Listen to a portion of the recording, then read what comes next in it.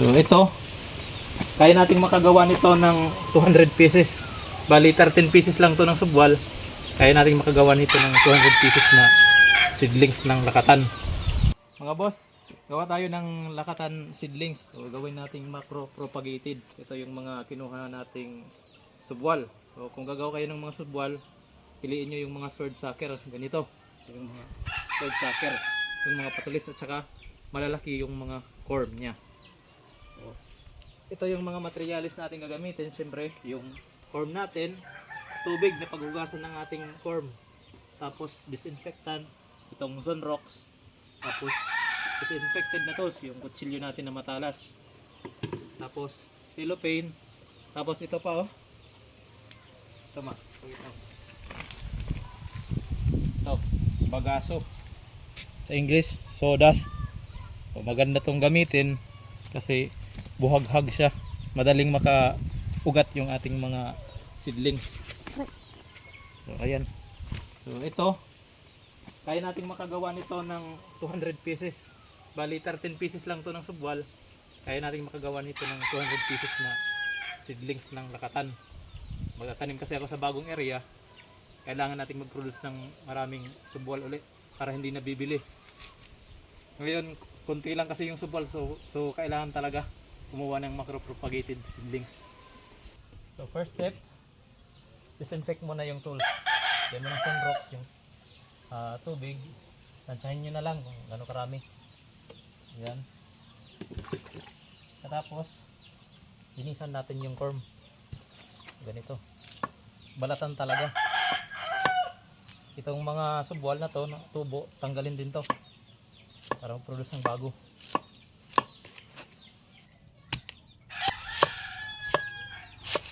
Balatan.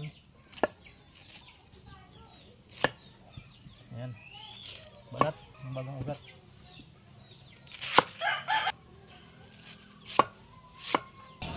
Pagkatapos, buhain natin dito. So wag yung sagad. Ayan. Na bisis para hindi na tumubo yung gitna. So, yung isang corm, gaya nito, medyo malaki-laki, ginawa kong 8 pirasong ng slice dito sa isang corm na to. So ganyan, tanggalin natin yung gitna. Wala na to. Ganyan yung wala nang mga ugat.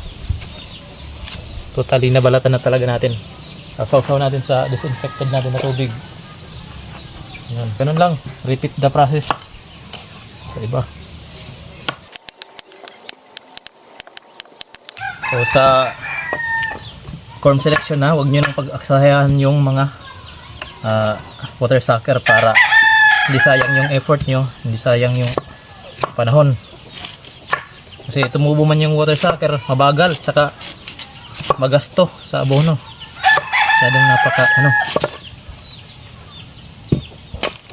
So ganito ka-importante yung pagbabalat ng corm natin.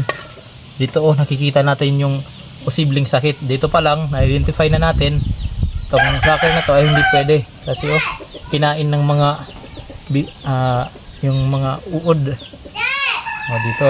So hindi na to pwede.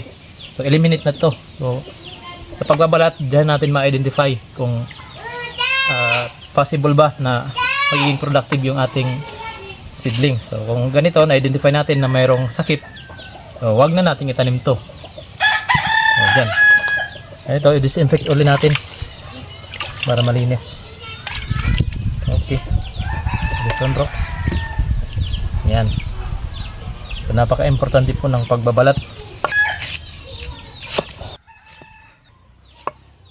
Okay. Kain. 8 beses pa. 8 parte pag malaki. Pag maliit, 4. Basta sword sucker, okay yun.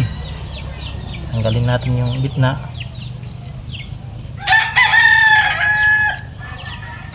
Yan.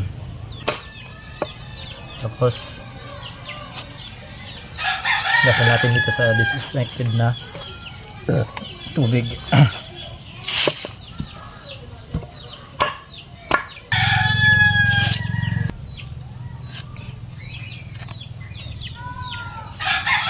Yan.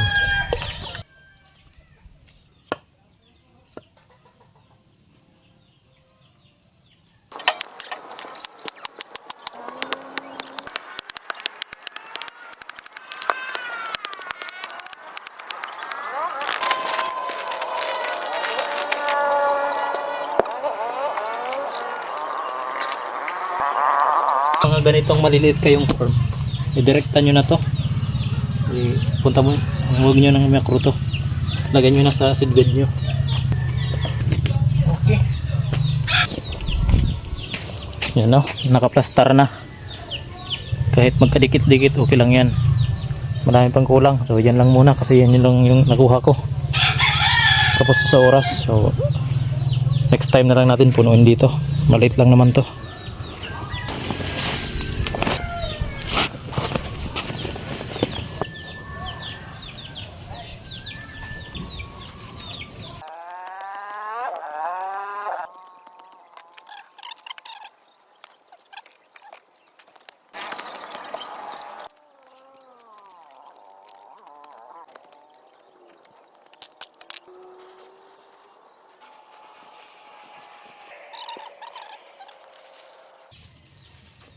So ang tawag dito sa ginawa natin ay humidity chamber. So pag merong ganito, nare-regulate niya yung init sa loob, yung moisture niya nare-retain. So maintain niya yung init. Resulta, mas mabilis tumubo yung ating lakatan seedlings. So ngayon, wala pa naman ditong corn na lagay, sarado lang muna natin dito sa parte na to. Tandaan yung pagpatubig weekly. O up to 10 days, pwede ka nang magpatubig ulit. Huwag mong ramihan naman. Yung mababasa lang yung corn natin sa loob. Pagkatapos, mga 2 weeks, tutubo ng tong mga to.